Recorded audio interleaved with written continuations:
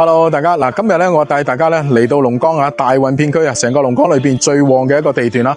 咁啊有一個新規嘅戶型啦，同大家去睇睇，亦都係咧佢係屬於龍崗第一個咧就係新規戶型嘅樓盤嚟嘅。係啦，咁就先同大家講下個地理位置先。嗱，我嘅左手邊呢個方向咧就係地鐵站啦，呢個咧係愛聯站啊。咁如果大家例如喺福田口岸坐地鐵過嚟去到呢個位置嘅話咧，講緊都係40分鐘左右嘅時間啦。咁亦都非常之方便嘅。咁我哋今日要睇嗰個樓盤咧就喺我哋嘅正前方啦。咁而家藍色頂嗰個位置就係噶啦。OK， 咁啊，佢係龍崗咧第一個新規戶型，實用率非常之高，而且個交標嘅質量亦都係好高啊。咁啊，另外咧，我嘅右手邊呢邊啦，呢個係中糧大廈啦。咁啊，步行5分鐘嘅距離啦，同個樓盤啦，呢度就已經有個商場啦，叫天光城啊。咁我頭先入去都行咗一轉噶啦，咁啊，基本上你嘅需要嘅飲食連鎖啊、超市啊，佢有齊晒噶啦。咁如果再往前行多5分鐘咧，就到我哋成個大運片區最大嘅商場啊，星河 Coco Park， 非常之大噶啦嗰邊。咁啊，呢一邊嘅商業配套咧，我相信絕對可以滿足到大家嗰個需求啊。咁而家第一時間咧，同大家上去睇下嗰啲新規戶型先。嗱，我哋而家上到嚟咧，先睇第一個戶型啦。咁呢個係一個咧88個平方一個橫廳嘅佈局，3房2個洗手間嘅一個設計啦。嗱，咁啊入到嚟啦，我哋先睇到佢一個咧非常之大嘅鞋櫃啦。咁發展商嘅交樓標準咧，全部都係用一啲品牌嘢嘅。咁啊，索菲亞嘅定製櫃啦，呢個品牌都相當唔錯嘅。跟住呢個係裝甲門啦。咁啊後方咧，佢基本上佢全屋啊，包括埋房間啦，佢都係用一啲嘅護牆板啦。咁用護牆板嘅成本係相當之高嘅吓。跟住咧就去到我哋呢個方向咧，俾大家睇睇嗰個客廳。嗱，一個大橫廳嘅設計啦，長度去到5.5米啦。咁啊呢一個方向放電視機啦，佢後邊嗰個背景牆咧，亦都幫你做好晒噶啦。咁同埋上方咧，大家見到咧冷氣機啦。咁冷氣機係客廳3個房間全部都係做好晒俾你嘅。咁大家唔使自己再搞冷氣噶啦。OK， 跟住呢個方向就係我哋一個廚房啦。咁啊，雙開門嘅雪櫃都係交樓標準嚟噶啦。跟住入到去咧，櫥櫃3件套全部都係交樓標準，亦都係用翻咧索菲亞嘅品牌嘅一個定製櫃嘅。跟住同大家去睇睇佢嗰個正區嘅佈局啦。咁啊，首先就係呢個乾濕分離嘅洗手間啦。OK， 咁啊入邊有淋浴嘅空間同埋坐廁啦。嗱，第一個房間就係呢個位置啦。咁啊，因為佢係屬於新規戶型啊，嗰個實用率相當高，可以擺到雙人床、衣櫃，全部都放到噶啦。咁佢連全屋嘅木門咧，都係用翻塔塔呢個品牌嘅。咁大家都可以喺網上 search 下啦。咁呢個品牌嘅門咧係相當唔錯嘅。咁呢個亦都係一個靜音嘅系列啦。嗱，跟住我哋去睇睇佢第二個客房啦，呢個位置啦。咁啊，空間感都係相當唔錯啊！咁啊，新規戶型啦，個實用率幾乎100%噶啦。咁每間房嘅冷氣機全部都做好晒俾你。嗱，呢度咧就去到主人套房啦，270度嘅飄窗 ，OK， 採光相當 OK。跟住咧就係全部都係做好晒嗰啲護牆板啦。另外呢邊咧就係我哋一個咧洗手間嘅一個位置啦，乾濕分離嘅設計啦。呢個洗手間咧就仲大過頭先客廳嗰個工位，相當大。咁啊呢一套咧佢88個平方咧，講緊嘅總價咧係350萬起步啊。咁另外仲有其他戶型，再同大家去睇埋。嗱，咁我哋而家咧就嚟到睇第二套啦。呢套咧係一個89個平方啦，3房2衛一個豎廳嘅格局啦。咁亦都係咧發展商嘅一個交樓標準嚟嘅。嗱，咁我哋入到嚟咧，經過呢個咧，呢個係一個裝甲門啦。跟住後方咧就係一大組嘅一個鞋櫃啦。咁嗰度亦都有我哋嘅雙開門嘅雪櫃啦。咁呢個亦都係佢嘅交樓標準嚟嘅。跟住呢個方向咧就係一個廚房嘅空間嚟噶啦。咁啊上下嘅櫥櫃啦，廚房嘅3件套啦，咁連埋呢個洗碗機咧，亦都係交付標準啦。跟住先睇睇我哋嘅第一個亮點啦。咁佢全屋咧都幫你做好晒護牆板嘅，包括你嘅客廳、餐廳、房間全部做好晒。咁護牆板嘅成本係相當高㗎，即係比起普通嗰啲白色乳膠漆。咁所以呢個發展商咧相對地非常大方嚇。跟住仲有呢一面啦，呢一面係我哋嘅電視背景牆啦。咁佢亦都幫你做好晒㗎啦。咁啊非常之靚仔嘅。OK， 咁啊我哋成個客廳嘅開間咧就去到3.2米嘅。咁出邊咧亦都有一個咧東南朝向嘅一個露台啦。咁呢個露台嘅空間都相當大啊。咁下邊大家見到而家動緊工嗰度咧就係我哋一個5樓嘅空中平台花園嚟嘅。咁到時咧就會有好多綠植咧做喺上邊噶啦。咁啊房間嘅佈局啦，我哋先嚟睇啦。第一個房間咧，呢個係第一個客房，咁啊都相當大咧，因為佢屬於新規戶型啊，佢嗰個實用率咧係相對地非常高嘅。OK， 跟住呢邊咧就係我哋一個公共洗手間，亦都係乾濕分離嘅設計啦。咁啊大家都見到啦，經過呢個走廊佢都係幫你做好晒護牆板嘅。跟住去到呢邊啦，呢個咧係第二個房間。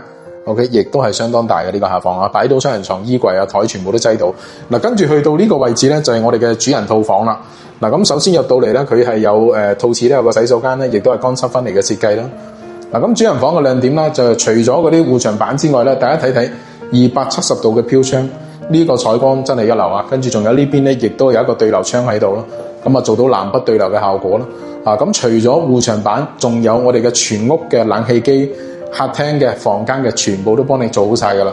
咁而家呢套咧89個平方嘅3房2個洗手間咧，講緊個總價咧335萬起步嘅啫。跟住另外仲有一個大啲嘅戶型咧，同大家去睇埋。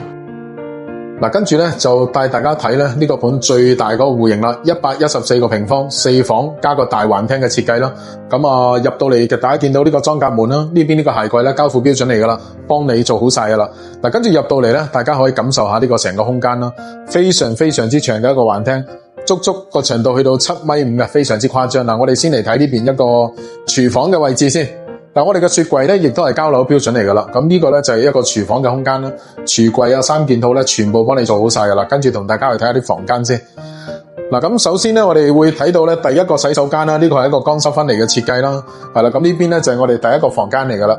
OK， 第一間房，總共前後4間房吓。咁全屋嘅護牆板啦，我而家見到啦，摸到呢啲啦。全屋都幫你做好晒噶啦，非常之高水準嘅一個交樓標準。OK， 咁呢個大橫廳呢邊咧，電視背景牆亦都幫你做好晒啦。咁對出咧，亦都有我哋一個咧就足足長度4米嘅一個露台，非常之大啊！呢個露台都真係。OK， 跟住咧就去到第二個房間咧，呢個係我哋第二間房。OK， 亦都係一個客房嘅位置啦。咁第3個客房。OK， 最後咧，我哋就去到我哋一個主人套房啦。呢個主人套房咧，亦都係南北對流嘅設計啦，非常之誇張噶啦呢間房咁呢度擺咗個雙人床啦，做到3邊落床，270度嘅飄窗，非常之大。跟住呢邊咧，亦都係我哋一個咧就係乾濕分離嘅洗手間啦。呢個洗手間咧，亦都相當大噶啦。咁價錢咧，呢個114方嘅總價咧，講嘅係460萬起步啦，實用率幾乎100%噶啦呢個戶型啊。跟住轉個頭啦，同大家再講講少少嘅一個總結同埋分析。各位朋友，我哋頭先睇完嗰幾個示範單位啦，咁而家落翻嚟咧，我哋售樓部現場啦，咁同大家咧講講佢嗰個交通配套啦，同埋佢附近嘅生活配套嘅情況啦。咁如果香港嘅朋友仔咧過到嚟呢邊嘅話咧，咁你可以選擇咧，第一可以搭地鐵啦，例如喺福田口岸，你可以坐地鐵10號線咧就轉14號線，然後嚟到我哋嘅大運站啦。咁轉一個站咧就可以嚟到愛聯站啦。咁喺愛聯站咧行過嚟呢個樓盤咧，講緊600米嘅距離啦。咁另外一個選擇咧，你亦都可以喺大運站咧轉16號線，咁去到大運中心站。咁喺大運中心站咧行過嚟都係講緊900米嘅距離嘅啫，咁都相當方便嘅。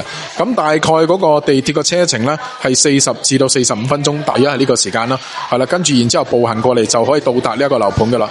咁喺呢個樓盤咧，佢附近嗰個商業配套咧，亦都係好成熟嘅。例如你喺愛聯站啦，步行過嚟到我哋呢個樓盤期間咧，嗰個路上邊啦，其實基本上佢嘅民生嘅商店咧都係開齊晒嘅。你要食飯噶啦，你要有超市啦，例如同埋你有便利店啊，或者按摩揼骨嗰啲啦，基本上全部都齊晒，你都可以享受到呢啲配套啦。咁另外，如果商業例如商場嗰啲有咩選擇咧？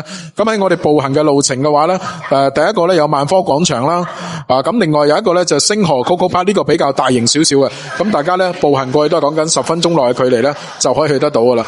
咁仲有一個咧，我諗有啲年輕嘅朋友可能會比較中意嘅咧，你可以喺呢度咧就步行到我哋一個咧大運中心嘅體育館，咁經常咧會有啲演唱會咧喺嗰邊舉行噶啦，亦都係就係呢個地方噶啦。OK， 咁佢附近嗰個醫療配套咧有啲咩選擇啦？例如我哋步行嘅距離咧有一個深圳嘅龍城醫院啦，咁呢個係一個2甲嘅醫院嚟嘅。咁如果要3甲醫院嘅話咧，有龍崗區人民醫院啦，同埋龍崗區嘅婦幼保健院啦。咁講緊都係我哋坐車咧10分鐘內嘅時間咧，你亦都可以去得到啦。咁另外圍繞住我哋樓盤周邊嘅學校咧，亦都相當多嘅，有龍崗區嘅外國語學校啦，有龍外星河學校啦。咁基本上幼稚園、中學、小學佢都係齊晒噶啦。OK， 咁公園亦都多啦，有龍城公園啊、大運公園啊，咁另外仲有一個咧就係高爾夫嘅俱樂部啦。咁如果大家中意行公園嘅朋友咧，亦都可以滿足到大家嘅。跟住我哋嚟睇睇佢嗰個沙盤啦，佢而家在售嗰個產品啦。咁佢而家在售嘅咧，其實基本上就係呢一棟嚟嘅。咁佢嘅結構咧，佢底下咧係一個商場啦，1至4樓咧係商業嚟嘅，係一個商場嚟嘅。咁5樓咧就係佢個空中平台花園啦。跟住第一層賣嘅咧係6樓，咁呢一棟咧最高咧去到29樓啦。咁佢有幾種戶型咧，有一個88平方嘅一個橫廳啦，350萬起步啦。咁另外有一個89平方嘅樹廳嘅戶型咧，335萬起步。咁最大嗰個咧係114方嘅4房嘅戶型咧，就460萬起步啦。咁佢呢個樓盤我都講講我自己嗰個人對呢個樓盤嗰個睇法啦。咁首先第一樣嘢，佢而家所在嘅片區咧，係龍崗裏邊咧，基本上係最旺嘅一個片區嚟嘅，亦都係比較成熟嘅一個片區咯。周邊嘅生活配套、交通配套咧，相當成熟。咁第二樣嘢咧，就係佢而家賣嗰個價錢咧，講緊個均價咧，只係37,000蚊起步嘅啫，價錢個性價比亦都相當高。第三樣嘢亦都係佢呢個樓盤一個最大嘅賣點啦，因為佢屬於係一個新規戶型啊，佢個實用率咧去到97% 以上啊。咁第四點就係不得不提啦，我哋頭先睇示範單位睇到嘅咧，佢一個好高質素嘅一個交樓標準啦。咁好多樓盤嘅交樓標準都冇佢咁高嘅，呢個亦都係一個事實嚟嘅。咁啊，缺點就係佢個收樓時間比較耐少少，要去到27年嘅6月，即係佢個樓花期咧會稍為咧會長少少咯。係啦，咁如果大家對呢個樓盤有興趣嘅啦，可以不妨直接打俾我啦，我亦都會親身帶大家過嚟呢個樓盤咧去視察一下周邊嘅環境啦，同埋去睇下佢上述所講嗰個交樓標準嘅到底係咪真係咁高咧 ？OK， 咁啊，今集就差唔多啦，下集再帶大家睇深圳嘅優質筍盤啦，拜拜。